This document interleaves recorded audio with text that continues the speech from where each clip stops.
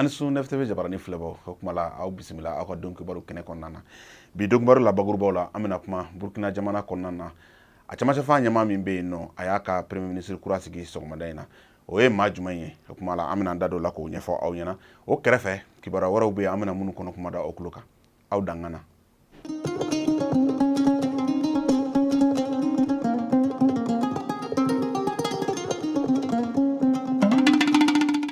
bi ye araba ye marisi kalo tile 4 san 2022 a y'aw bisimila aw ka don kibaru kɔnɔna na komi an bɔra k'a fɔ a ɲɛna cogo min na bakurubaw la Burkinakaw fɛ yen sɔgɔmada in na u ka jamana ɲɛmaa kura n'o ye lieutenant colonel Paul Henri Damenba ye a y'a ka premier ministre kura sigi o kɔnɔna sa premier ministre n'o ye Albert Ouedraogo ye Albert Ouedraogo ale ye kalan kɛ kalan min n'an b'a fɔ ma ko bilankɔrɔ n'o ye nanzarakan na économiste ye o kuma la sa o kɔfɛ a ye baarabaw kɛ jamana in kɔnɔna na fɛn min bɛ Paul ka ko la aw ni aw an ka jɛ an k'o lajɛ.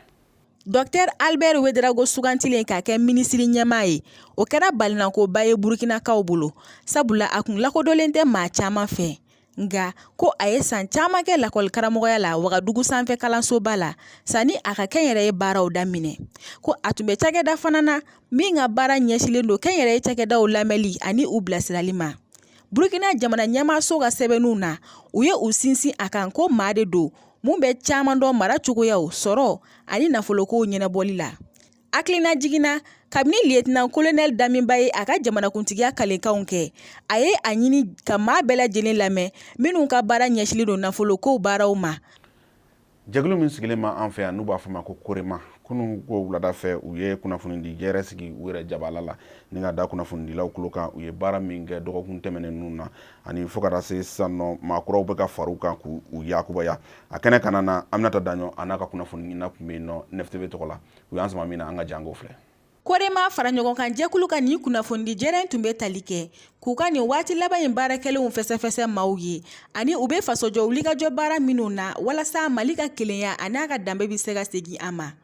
K'a daminɛ février kalo tile 24 na ka taa bila a 27 la Korema ye taama kɛ ka taa San Mara, Kucala Mara ani Manden commune kɔnɔ walasa ka se ka maaw la faamuya jamana kunkanko kibaruyaw la ani ka maaw wele ka taa fasojɔ siraw fɛ. An kumana baara minnu kan n'olu bɛna kɛ don n'a nata la san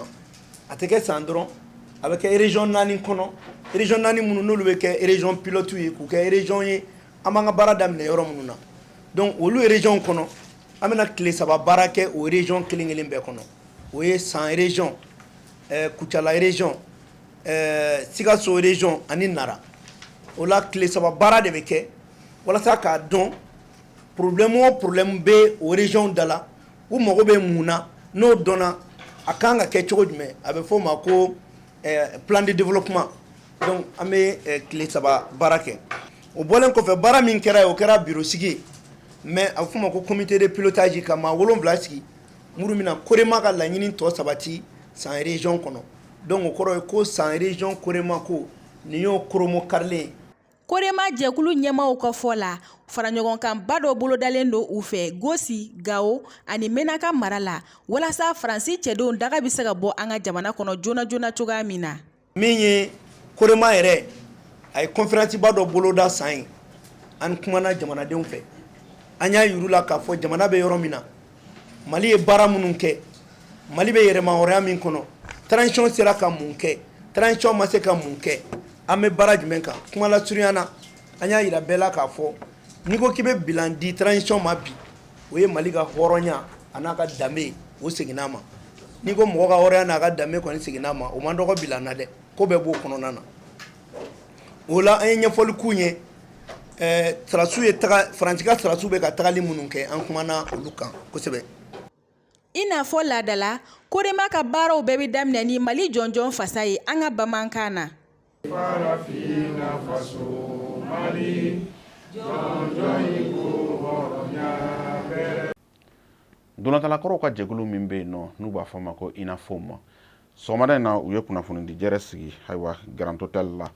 a kɛnɛ kana na u y'u ka jateminɛw kɛ k'a jira k'a fɔ kan 2021 min tɛmɛna u ye fɛn min faamuya la ani baara min b'a kɔnɔna na ni k'o fɔ ani baara kura minnu bolodalen b'u bolo u da sera olu ma k'a fɔ bɛɛ lajɛlen ɲɛna an ka kunnafoni ɲininaw kuma kɛnɛ kɔnɔna na Aminata Daɲɔ ani Tijani Sidibe u y'an sama min na an ka jɛ k'o filɛ. Ni 72 ni 2022 ta ça fait 50 ans Donc Antara Cameroun pour aller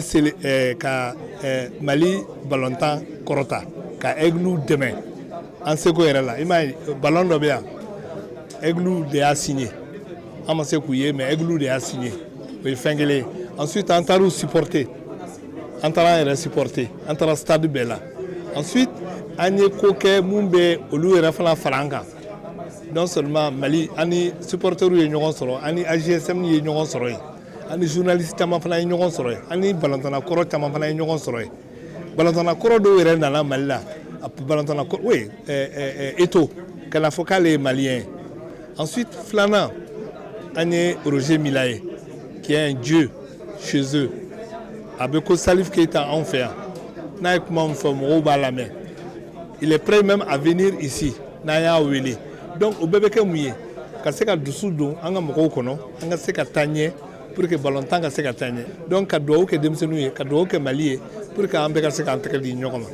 hali bi dolantan okumu kɔnɔna na an ka dolancilaw ka degeli karamɔgɔ min bɛ yen n'o ye Mohamed Magasuba ye a ye kunnafoni di jɛrɛ sigi sɔgɔmada in na FEMA futu kɔnɔna na ni ka taa bɛɛ lajɛlen ladɔnya k'a fɔ coupe du monde ɲɛbila baara minnu bɛ yen nɔ o baaraw bɛɛ lajɛlen bɛ se ka kɛ nɔgɔya kɔnɔna cogo min na k'o kuma da mɔgɔw tulo kan ani ka tila ka hakɛto ɲini kɛ mɔgɔw fɛ kan min tɛmɛna degun min ni ale y'a sɔrɔ ani a ka dolancilaw ye min sɔrɔ ka yafa ɲini maliyɛn bɛɛ lajɛlen fɛ o kɛnɛ kana na an ka kunnafoni ɲininaw tun bɛ yen u ye min sɔrɔ an ka jɛko filɛ. Nin y'a siɲɛ fɔlɔ ye Mali sen ka ye diɲɛ ballon-ciba la n'a ni Tunisie kan ka ɲɔgɔn kunbɛn nin don kɔfɔlen na marisi kalo tile 25 ani 29 o hukumu kɔnɔna la kunnafoni ji jɛrɛ in laɲini tun ye k'an ka ballontannaw kɔkɔrɔma don fo ka taa fɔ diɲɛ ballon-ciba in kun forila FEMA foot maaw y'a laɲini an ka jamana ballontanna kɔrɔw fɛ k'u dɛmɛ u seko an'u dɔnko la ni baara ninnu kɔnɔna la. An b'a ɲini bɛɛ fɛ fɛn fɛn kɛra ka tɛmɛ an ka ɲini o kɔ parce que ko dɔ b'an dala bi min de ka gɛlɛn ni fɛn bɛɛ ye o ye qualification ye pour la coupe du monde donc an ka kan ka baara bɛɛ lajɛlen bila ka kɛlɛmisɛnnin bɛɛ lajɛlen bila dimi ni furugufurugu min b'an cɛ k'o bɛɛ bila bɛɛ lajɛlen k'i ɲɛsin nin objectif principal nin ma an ka tɛmɛ o la n'an tɛmɛn'o la u b'a fɔ cogo min de l'instar c'est là en famille. Ni ni match banna ni fɛn fɛn ka d'an ye an n'o fɔ an ni ɲɔgɔn cɛ yan k'o fɔ k'o dilan ka bɛn o la yan nɔ mais yan'o cɛ an ni kɛnɛmamɔgɔw de bɛ kɛlɛ la donc an kan ka fara ɲɔgɔn kan de k'o kɛlɛ kɛ fɔlɔ n'o kɛlɛ banna n'an bɛ min kɛ an yɛrɛ dama ni ɲɔgɔn cɛ an n'o kɛ maintenant pour que k'o ko baara fɛnɛ nɔgɔya an ye ci bila an ka ballontanna kɔrɔ dɔw ma Cédric Kanté sigilen filɛ ale sera yan ka ban Seydou Keita b'o la Frédéric Oumar Kanouté b'o la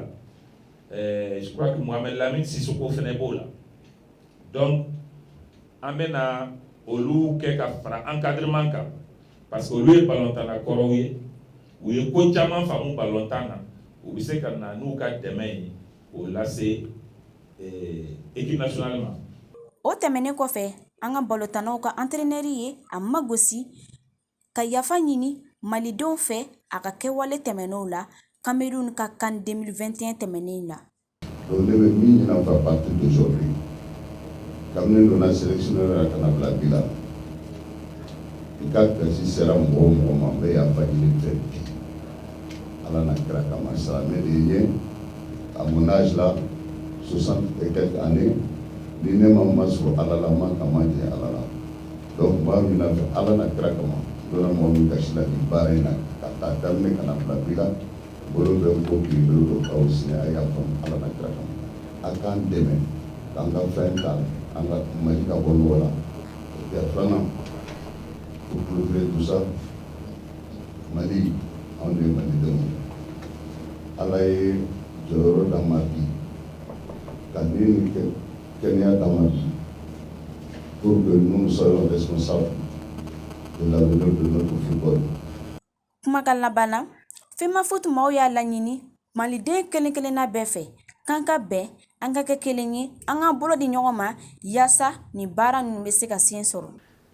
Nin ne bɛ dan sigi an ka bi don kibaru la kuma la an bɛ bɛɛ lajɛlen fo aw ni ce aw ka lajɛli la o kuma a y'aw sɔgɔlen to NEF TV la ni Ala sɔnna a tɛ fɔ aw jigi kɔ.